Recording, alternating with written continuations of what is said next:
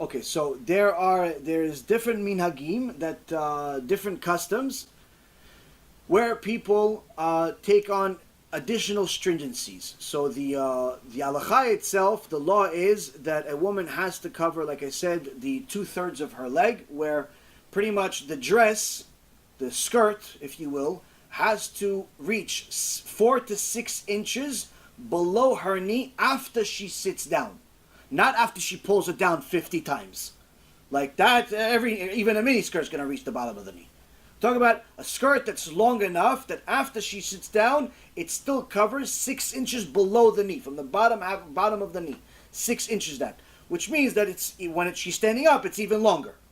Now, some customs wanted to make even an additional stringency, where they say that even the stuff that the bottom part that you're allowed to see, they want to be even more stringent, especially the Hasidim, where the women are wearing stockings.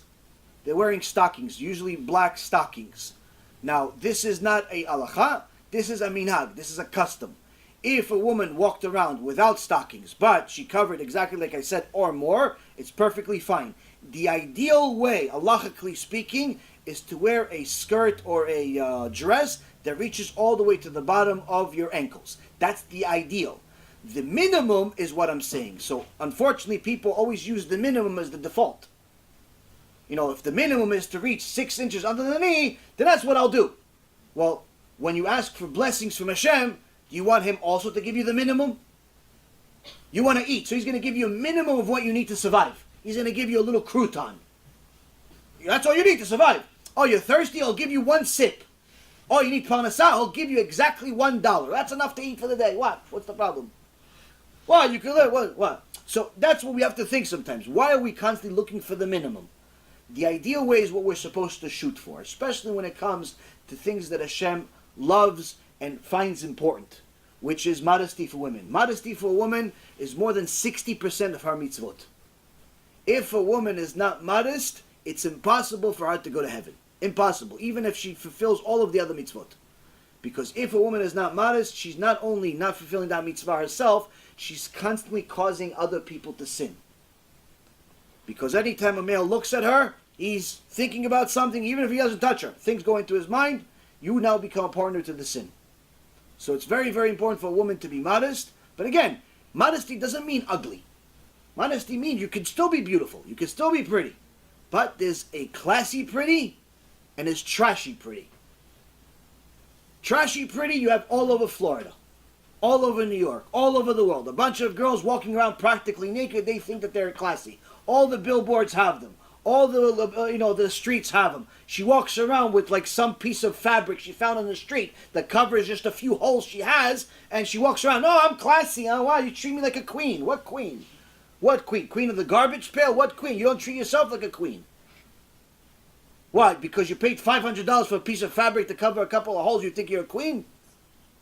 Classy means you treat yourself like a queen. You're never going to see a real queen walk around with a bikini. Never. You're never going to see a queen walking around with a t-shirt. Never. So there's classy and there's trashy. Classy means that you cover yourself, you're reserved, but it's still beautiful clothes. It's still put together nicely. It still has a few colors. It's still something that looks reserved, but yet beautiful.